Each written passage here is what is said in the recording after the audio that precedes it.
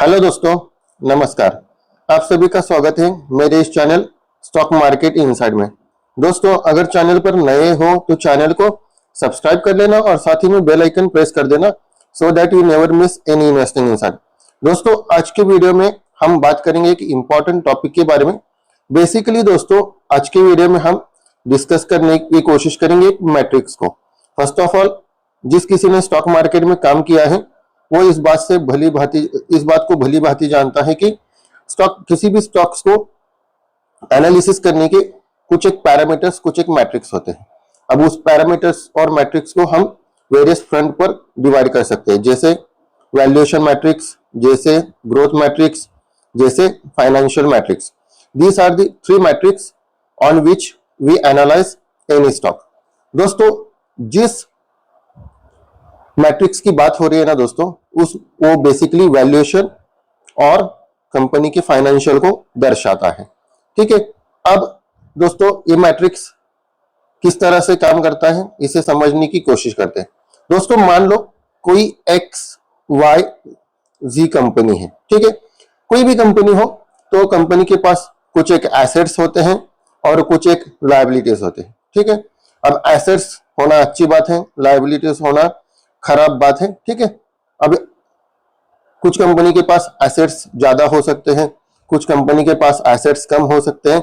जिन जिन कंपनियों के पास assets compare to the liability ज्यादा होते हैं, यूजुअली हम ऐसे कंपनियों को फाइनेंशियली स्टेबल और स्ट्रांग मानते हैं। ठीक है। दोस्तों, ये मैट्रिक्स क्या करता है, एसेट्स और लायबिलिटीज को कंपेयर करता है और इससे आपको एक मोटा मोटी अंदाजा लगता है कंपनी के फाइनेंशियल सिचुएशन की और कंपनी के वैल्यूएशन सिचुएशन की। मैट्रिक्स का नाम क्या है दोस्तों?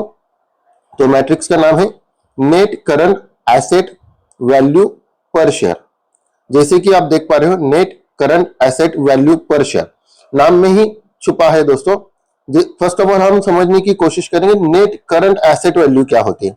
जैसा कि मैंने आपको बताया, किसी भी कंपनी के पास कुछ एसेट्स होते हैं और कुछ लायबिलिटीज होते हैं। कुछ कंपनी के पास एसेट्स लायबिलिटीज से ज्यादा होते हैं, कुछ कंपनी के पास लायबिलिटीज एसेट्स से ज्यादा होती हैं। अब जिन कंपनियों के पास एसेट्स लायबिलिटीज से ज्यादा हो गए और लायबिलिटीज एसेट्स से कम होगी, तो ऐसे केस में होता क्या है, तो ये जो कंपनियां हैं वो नेट करंट एसेट पॉजिटिव कंपनियां कही जाती है। और ऑन द अदर हैंड, जिन कंपनियों के पास लायबिलिटीज ज्यादा होते हैं उन्हें नेट करंट एसेट निगेटिव कंपनियां कही जाती है। जी हाँ दोस्तों, और ये मैट्रिक्स करता क्या है, तो एसेट्स को लायबिलिटी से माइनस करता है। Asset minus liability, this will give you asset minus liability, this will give you net current asset value.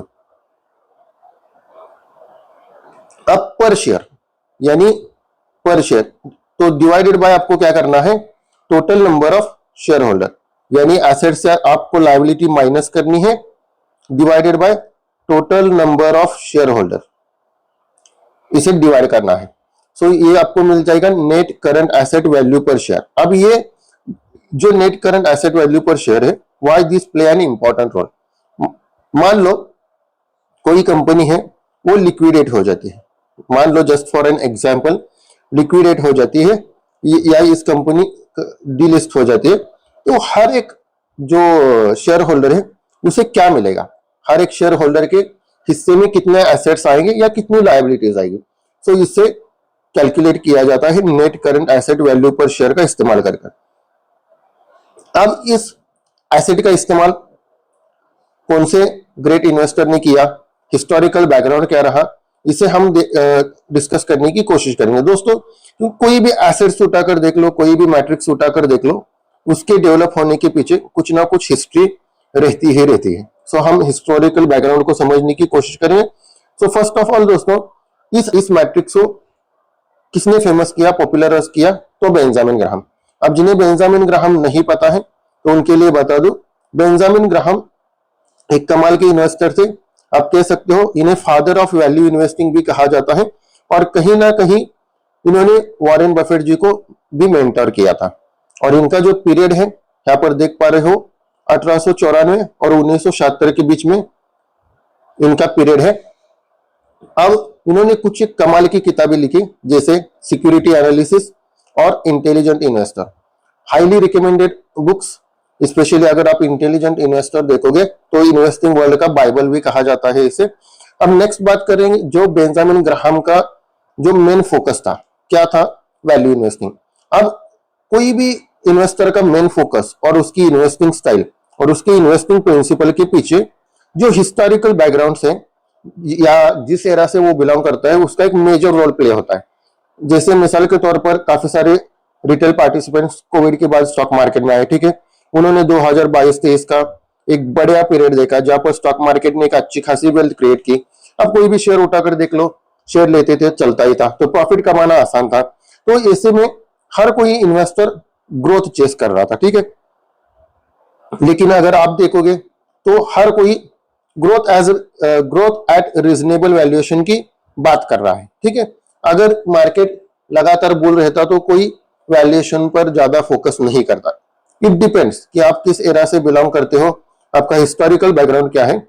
ऐसा कि आप यहाँ पर देख पा रहे हो कि बेंजामिन ग्राहम का जो हिस्टोरिकल बैकग्राउंड था 1890 से 1980 के बीच में था। यानी ये जो पीरियड है, इस पीरियड में दोस्तों आपने देखा कुछ मेजर इवेंट्स हुए, जैसे कि ग्रेट डिप्रेशन 1930 से लेकर 1940 के बीच। नेक्स्ट बात करेंगे, इसी पीरियड में वर्ल्ड वॉर 1, वर्ल्ड वॉर 2 हुई थी, ठीक है। सो दोस्तों अभी इस वक्त जो स्टॉक मार्केट था कैसे परफॉर्म करेगा? ऑब्वियसली स्टॉक मार्केट गिरावट के साथ परफॉर्म करेगा, ऊपर से कई स्टॉक 90%, 95% टूट जाएंगे। तो यहाँ पर किसी भी इन्वेस्टर का मेजर फोकस क्या होगा? अगर मैं आपसे सवाल पूछूं तो किसी भी इन्वेस्टर का जो मेजर फोकस होगा वो है कैपिटल प्रोटेक्शन, ना कि कैपिटल एप्रिसिएशन। इस मार्केट में अगर कैपिटल प्रोटेक्ट करने में भी कोई इन्वेस्टर कामयाब होता है तो this is N great success. Benjamin Graham की जो स्ट्रेटजी थी वो क्या थी दोस्तों? तो बेंजामिन ग्राहम क्या करते थे, कोई भी स्टॉक्स को उस वक्त बाय करते थे जिसका करंट मार्केट प्राइस 2/3 था net current asset value per share से। यानी क्या, 66% का अपसाइड पोटेंशियल तो ऐसे ही मिल जाता था। यानी क्या, ऐसी कंपनियां जो current asset value per share से भी नीचे ट्रेड कर रही है, ऐसी कंपनी को ये बाय करते थे। इसे क्या कहते थे दोस्तों? Cigar but strategy. अब जिन्हें सिगार बट नहीं पता है, आगे जाकर मैं एक्सप्लेन करूंगा।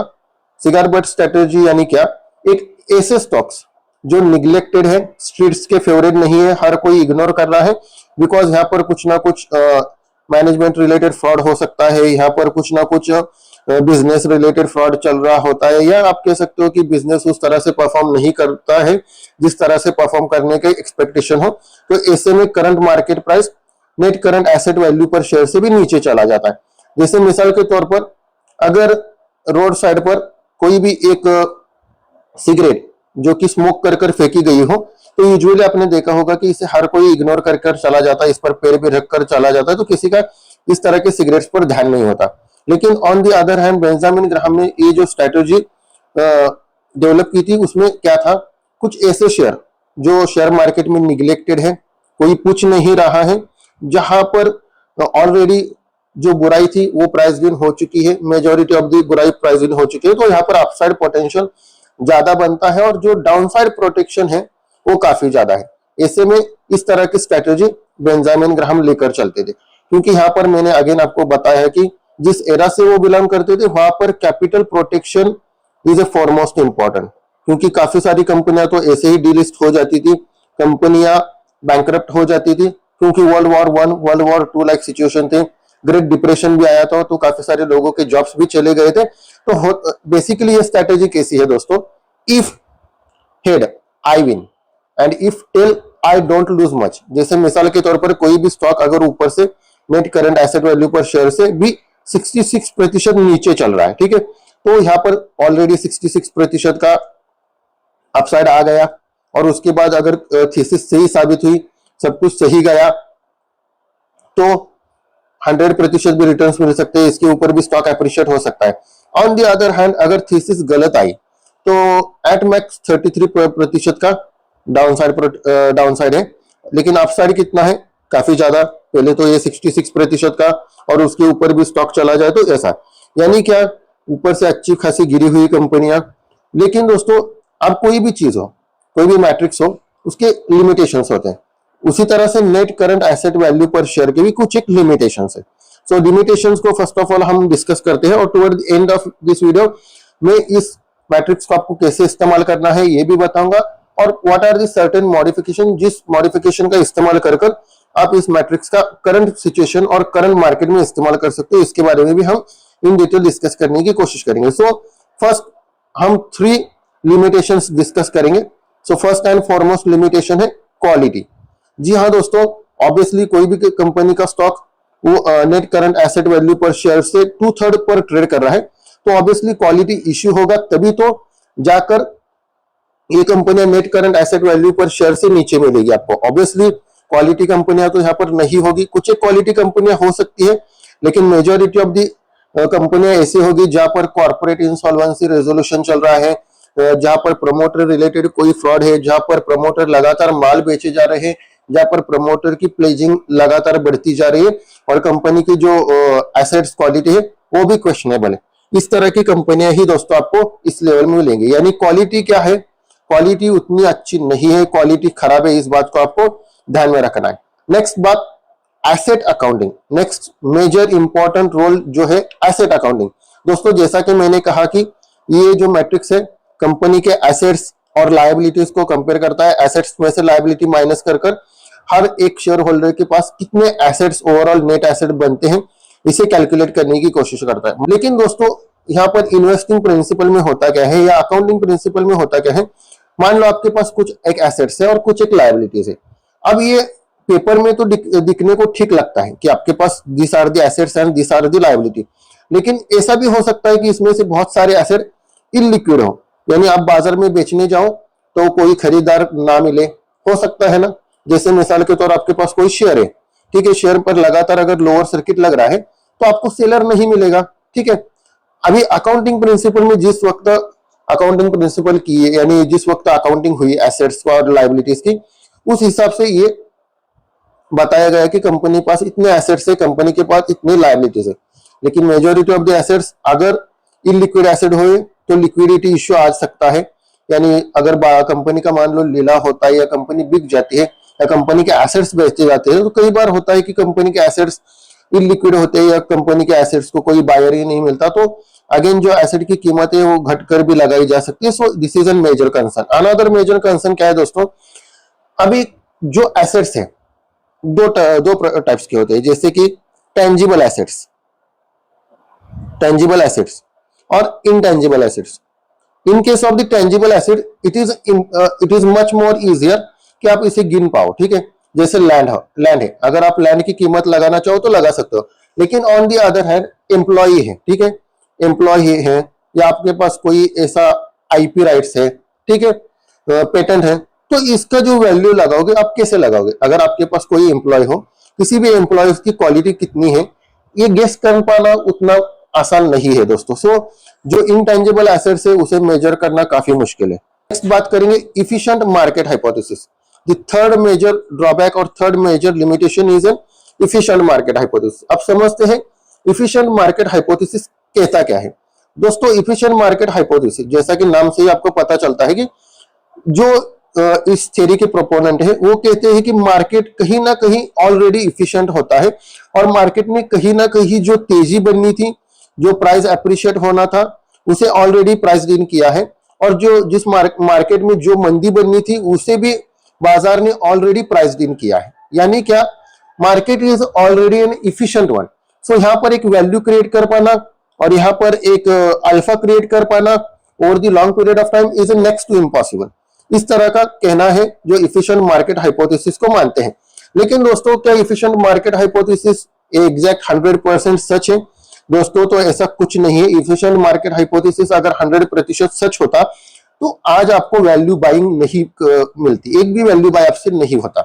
तो अगेन कुछ एक शेयर्स में आपको वैल्यू मिलेगी, लेकिन ये बात जरूर है जो बेंजामिन ग्राहम का वक्त था वहां पर मार्केट लेस इफिशिएंट थे। क्यों? क्योंकि दोस्तों यहां पर इंफॉर्मेशन एक्सेस हर किसी को सेम नहीं था। जैसे 1870 से 1970 के बीच में मान लो काफी सारे लोगों के पास इंफॉर्मेशन वैसे भी नहीं हुआ करती थी क्या हो रहा है। जो इंफॉर्मेशन के साधन है, सोशल मीडिया है, इस तरह के प्रिवेलेंट एप्स नहीं हुआ करते, तो इस वजह से जो इंफॉर्मेशन है, टाइमली इंफॉर्मेशन गैदर करना किसी की बस की बात नहीं थी, किसी के लिए आसान नहीं था। सो ये जो वैल्यूएशन गैप मिलता था वो इलाइट इन्वेस्टर गेस कर पाते थे और उसका फायदा उठा पाते थे। ऑन द अदर हैंड अगर आज की बात की जाए तो आपके पास आज हर कोई टूल मौजूद है। आपके पास स्क्रीनर है, आपके पास यूट्यूब है, आपके पास इंस्टाग्राम है, आपके पास सोशल मीडिया है, आपके पास गूगल है, आपके पास चैट जीपीटी है। सो तरह तरह के जो एप्स है आपके पास है जिससे आप टाइमली इंफॉर्मेशन गैदर कर सकते हो। So market is comparatively high efficient as compare to the Benjamin Graham's period. So ये बात तो आपको माननी पड़ेगी। लेकिन अगेन अभी कुछ एक माइक्रो कैप कंपनियां हैं, कुछ एक स्मॉल कैप कंपनियां हैं। यहाँ पर दोस्तों अगेन आपको एक वैल्यूएशन कंफर्ट मिल जाएगा और यहाँ पर आपको इसीलिए आपने देखा होगा कि स्मॉल कैप और माइक्रो कैप कंपनी कंपैरेटिवली ज्यादा रिस्की होती है, लेकिन जो वेल्थ क्रिएशन है इन्हीं स्टॉक्स में काफी आसानी से होती है। ऑन द अदर हैंड अगर आप रिलायंस इंडस्ट्री देख लो या कोई भी बड़ी कंपनी देख लो जिसका मार्केट कैप 10 लाख करोड़ से ऊपर ट्रेड कर रहा है, तो यहाँ पर दोस्तों आपको उतनी ज्यादा वेल्थ क्रिएट करने में आसानी नहीं होती, क्योंकि यहाँ पर बेस इफेक्ट ही काफी ज्यादा है। 10 लाख करोड़ के ऊपर की मार्केट कैप है। अब 10 लाख करोड़ की मार्केट कैप कंपनी को 1% और 2% भी हिला पाना कितनी मुश्किल बात है। Is it easy? No, it's not an easy task. तो काफी सारे शेयर होल्डर को माल बेचना पड़ता है, काफी सारे शेयर खरीदी करने पड़ते हैं, तब जाकर 10 लाख करोड़ की कंपनियां 1-2-3% भाग सकती है। सो अगेन अगर आप इफिशिएंट मार्केट इफिशिएंट हाइपोथेसिस को बीट करना चाहते हो या ओवरऑल, तो आपका फोकस माइक्रो कैप और स्मॉल कैप की तरफ थोड़ा सा ज्यादा होना चाहिए। लेकिन अगेन दोस्तों यहाँ पर वॉलेटिलिटी और रिस्क भी ज्यादा होता है, तो आप अपने हिसाब से काम कर सकते हो। दोस्तों अब हम डिस्कस करने की कोशिश करेंगे।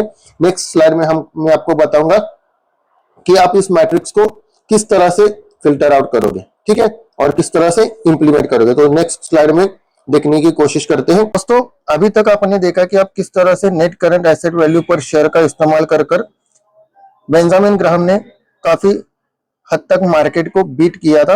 लेकिन दोस्तों आप इस net current asset value per share को कैसे इस्तेमाल करोगे, कैसे इन कंपनियों को फाइंड आउट करोगे जिनका करंट मार्केट प्राइस कंपेरेटिवली कम है net current asset value per share से। दोस्तों इस ऐसे कंपनियों को फाइंड आउट करने के लिए आपको एक सिंपल कुछ नहीं करना है, सिंपल screener.in पर जाना है और आपको एक क्वेरी रन करना है, जहां पर आपको क्वेरी में क्या लिखना है, current price less than net current asset value per share. ये क्वेरी आपको रन करनी है। जैसे ही आप ये क्वेरी रन करोगे तो जैसा कि आप यहाँ पर देख पा रहे हो इतनी सारी कंपनी आएगी। टोटल नंबर ऑफ शेयर्स कितने 485 रिजल्ट दिखा रहा है। तो यहाँ पर 485 कंपनियां आ जाएगी। लेकिन दोस्तों अगेन इसमें से सारी की सारी कंपनियां आपको बाय नहीं करनी। इसमें मेजॉरिटी ऑफ कंपनियां ऐसी आपको मिलेगी कि जहां पर मैनेजमेंट रिलेटेड फ्रॉड है, जहां पर प्रमोटर की होल्डिंग लगातार गिर रही है, जहां पर कुछ ना कुछ प्रॉब्लम है, कॉर्पोरेट इंसॉल्वेंसी चल रही है, ठीक है। सो इन तरह की कंपनियों को आपको अवॉइड करना है। ये सिर्फ दोस्तों स्क्रीनर है, यहाँ पर आपको अपना दिमाग लगाना है, इन कंपनियों को स्टडी करना है। यहाँ से आपको 1-2-3 कंपनियां ही ऐसी मिलेगी जिसका net current asset value per share current market price से कम होगा और वो ऐसी कंपनियां होगी जो लेने लायक होगी, ठीक है। सो ऐसी कंपनियों को आप फिल्टर आउट कर सकते हो। जैसे कि मिसाल के तौर पर यहाँ पर आप एक शेयर देख रहे हो टपारिया टूल्स, जिसका करंट मार्केट प्राइस कितना है 19 रुपए के आसपास, ठीक है। लेकिन अगर net current asset value per share अगर देखोगे तो 250 के आसपास net current asset value per share है टपारिया टूल्स का। So basically this is how you find the companies जिनका current market price less than net current asset value per share है। So यहाँ पर आपको स्टडी करनी है कंपनियां, इसमें से फिल्टर आउट करनी है और उसके बाद ही आपको 1-2 शेयर लेने हैं। तो इस तरह से आप इस स्क्रीनर को इस्तेमाल कर सकते हो।